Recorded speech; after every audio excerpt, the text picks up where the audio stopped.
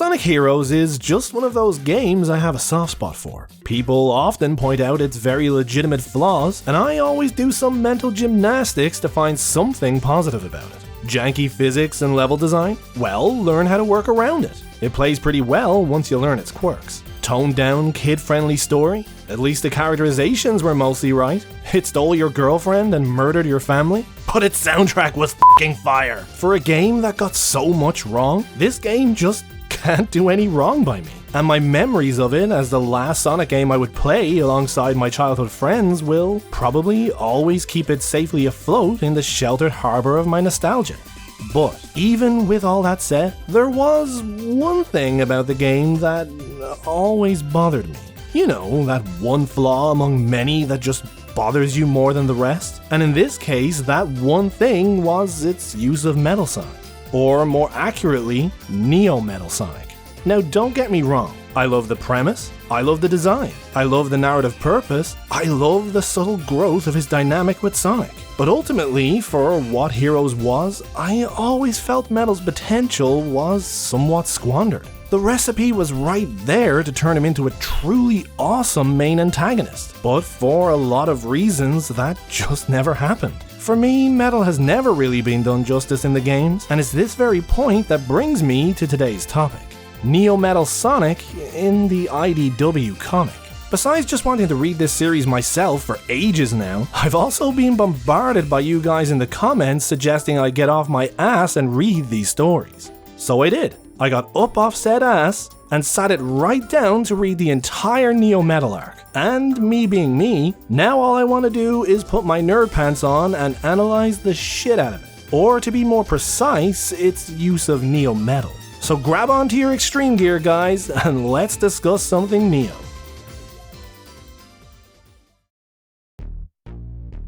Much like in Sonic Heroes, IDW's Neo first opts to act from behind the scenes in his bid for world domination. In fact, this story has loads of cool little nods to Heroes sprinkled throughout its pages. And while some of these may well go over the heads of newer fans who've never played it, they're still greatly appreciated by relics like me. With Eggman's disappearance after the events of Sonic Forces, the remnants of his Badnik army have now been left leaderless, aimlessly roaming the planet, only really attacking people should they come across them by chance. This has been the way of things for a while now, and the focus of the resistance has shifted from all-out war to rebuilding and cleaning up Badnik stragglers.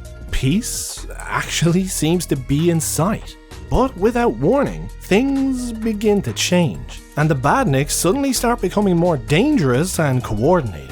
Unified troop movements, super Badniks, ambushes. Tails is quite rightly worried about this sudden change in enemy behavior. Sonic raises the possibility that maybe Eggman is back, but Tails quickly rules this out, rightly pointing out that if he was, there'd be no way he'd resist the urge to announce himself. The lack of fanfare or anyone to claim responsibility is concerning, and I love the atmosphere that this sets up.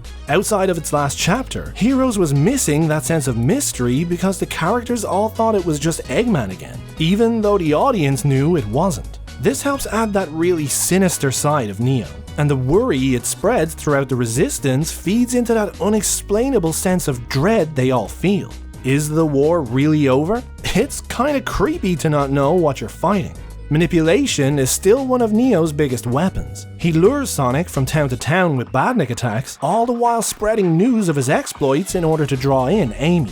His goal to destroy them both at once. I like the idea that this is something very personal for Neo. Both of these hedgehogs did after all play a big part in his downfall the last time, so the idea of destroying one in front of the other is actually quite poetically evil. But unfortunately for Neo, he hasn't accounted for how much Amy has grown since he last saw her, and she and Sonic take out the Badnik ambush handily. Amy has really come into her own while helping lead the resistance, and I have to admit it's really nice to see her used in such a positive way throughout this story. But after watching Sonic and Knuckles beat down the Ginyu Force, I mean rough and tumble, the sting is taken out of Sonic and Amy's survival when Neo realizes Knuckles is still on the surface, meaning Angel Island and the Master Emerald are completely unguarded, commenting that this will accelerate his plans considerably. See, unlike in Heroes, Neo isn't trying to take over the world for himself this time. Eggman had meticulously removed all rebellious code from his programming and re-upgraded him to his Neo form, all in preparation for the final battle of forces. The only problem being he wasn't completed in time. So like Dr. Giro's Cell from Dragon Ball Z, Neo decides to move things along himself. Only in this case, it actually was all in servitude to Eggman. He wants to destroy Sonic and the Resistance, create the Eggman Empire, and then hand it all over to his master. The only problem is that right now, Eggman is in some remote village with amnesia, repairing kitty toys and helping the townspeople under the sickly sweet new alias, Mr. Tinker. Sonic and his friends have confirmed the memory loss is genuine and agree to leave him in peace while also keeping a very close eye on him going forward. Which means Neo wants to take over the world for Eggman, but doesn't know where he is. And the Resistance, learning that Eggman isn't in play, are still none the wiser as to who took over his army. So after noticing the Egg Fleet is still performing maneuvers, Sonic and Tails decide to try and board it to retrieve any information they can from its computers, only to find it was Eggman behind everything the whole time. Nah, Sonic shoots down this fakery nonsense pretty quick, spilling the beans that he's already seen Eggman, so this imposter can't be him. Just a note, I don't care if this angle was done before. Seeing Neo pose as Eggman again tickled every nostalgia bone in That was weird. Seeing Neo pose as Eggman again was very nostalgic for me. And dropping the loathsome copy line in there too. It's a classic line. Neo Metal is back. He's badass and now he wants to know where Eggman is. Sonic gets the upper hand early on, but this advantage is very temporary. Neo scans his bio data to gain his abilities and kicks 7 shades of brown out of him, to the point where Sonic actually has to retreat. Neo orders all forces to apprehend him alive, which is nice to see because it means that even though Eggman neutered Metal's code, he's still mostly himself, and his rivalry with Sonic still remains very personal for him. Neo is ready to kill Sonic here, even if he doesn't get the information he needs. He has Sonic's biodata, he has his original schematics should he ever need to be rebuilt, and he has all the time in the world to search for Eggman as the one true Sonic. Sonic is just lucky Tails is always around to save him from a fall. Seriously though, what the hell, he is always there. I also love how Neo refers to Sonic as his double. I love the continuation of that really insecure mentality he had in Heroes. Neo is smart though. He learned from Sonic that Eggman is alive, yet his plans remain a mystery to them, leaving the Resistance with no choice but to search old Eggman bases for any clue on the leftover plan that Neo is carrying out. And when Sonic, Silver, and the newly introduced Whisper find it, Knuckles' connection to the Master Emerald all but confirms their theory. Neo has connected the Egg Fleet to Angel Island and built himself a throne on the Master Emerald. A throne that looks ready to absorb its power just like a certain Mecha Sonic did once. With the controller in his possession, Neo can now neutralize the power of the Chaos Emeralds should they be used against him, meaning he's now ready for Sonic even in his super form, effectively disabling the strategy used to beat him last time. This bot is big brain, and it's awesome to get to see that expanded on throughout this story. Heroes never really dwelled on just how clever Metal was, even though every single thing he did in that game was actually really impressive. In his own words, he is Sonic the Hedgehog perfected, and he's now baited the Resistance into bringing him the last thing he needs for his ascension.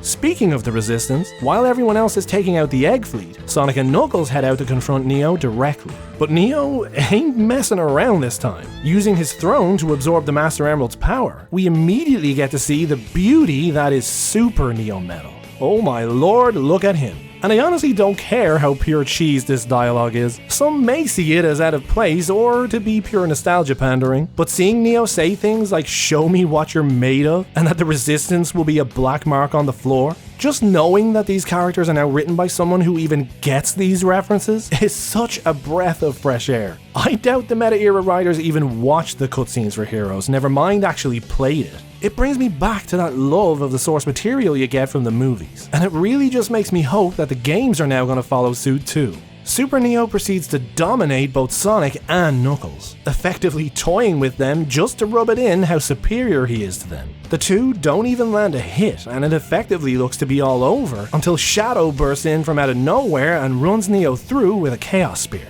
This style of fight with Neo was always what I felt was missing from Heroes. A fight with him in this form is much more personal, and honestly would have made a nice change from the lumbering monster encounters of the previous two games. But due to Shadow's bullish nonsense, he's now given Neo the last thing he needed to ascend. With Sonic and Shadow's bio data combined with the power of the Master Emerald, Neo can now summon the Blue Eyes White Master Overlord. With the Master Emerald now fused to his frame, Neo has ascended beyond his Metal Overlord form. Similar to my feelings on this type of fight in Heroes, I wasn't overly fond of the battle with Master Overlord. I did love the dialogue and characterization. It got across how personal this is for Metal really well. Him wanting to kill the Resistance and destroy Angel Island in front of Sonic and Knuckles before granting them death. Sonic pushing Metal's buttons by pointing out all his insecurities. These exchanges were all done very well, but in terms of the physical fight itself, not so much. The sheer size of Metal's form here effectively allows the Resistance to be like flies he just can't swat away. Except, they all have awesome weapons and powers, allowing them to distract him enough to give Tails time to crash a ship into him while Knuckles pries out the Master Emerald. Oh, by the way, in case you ever wondered what pure joy looks like, I guess I feel the finale really could have been stretched out a bit more. Give Neo's Master Overlord form more time to be a proper threat. I mean, I know the good guys always win and all, but proportionate to the overall length of the story, they really did make short work of him. But thankfully, it by no means was enough to take away from how much I enjoyed this story. I got to see Neo Metal make his return, achieve a super form, and have some awesome dialogue and fight scenes with Sonic and Knuckles. I really liked how Neo worked behind the scenes in the beginning, just like he did in Heroes. Heroes could have actually benefited from having some of these bad guy point of view scenes, especially if Neo was posing as Eggman during them. I think that would have made his reveal a lot more interesting. It was also cool to see his plans involve the Master Emerald this time, and how he adapted his plan to counter Super Sonic. Anything that makes Metal look sinister and clever is gold in my book. Just like in Heroes, Sonic lets Metal go in the end. Still, perpetually ensuring these guys keep coming back, eh Sonic? With Eggman's memory now restored with some help from Starline, Metal returns to him like a loyal puppy. Their dynamic is a little cutesy compared to how I imagined it after CD and Heroes, but I guess I can't expect everything to be just like it is in the games, and I'm still very interested to see where it all goes from here.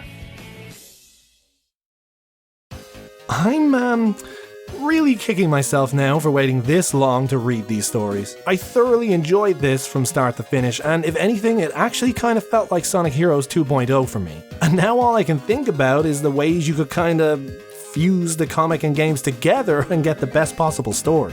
It was actually difficult to squeeze even most of my thoughts on Neo into this video. And that's not even including my thoughts on everyone else, their interactions and dynamics, the infectiously bubbly Tangle and the heartwarming Whisper. And Jesus Web, don't even start me on Shadow. There was a lot to sink my teeth into here. And now I'm just looking forward to seeing what happens next. Also, Sonic called him Shad.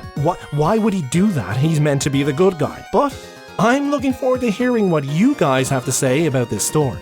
I'm sure there are plenty of different viewpoints and perspectives here, so let me know your thoughts in the comments below. And if you'd like to see videos on other IDW topics, be sure to sound off in the comments. There's loads I'd like to cover, so I don't need much of an excuse. If you found yourself enjoying this video, don't forget to drop a like, subscribe to the channel, and make sure to hit that bell icon so you never miss a video. You can also join the channel Discord, follow me on Twitter, or support me on Patreon or with a super thanks. All those links are in the description. But for now, a big thank you for watching. And as always guys, take care.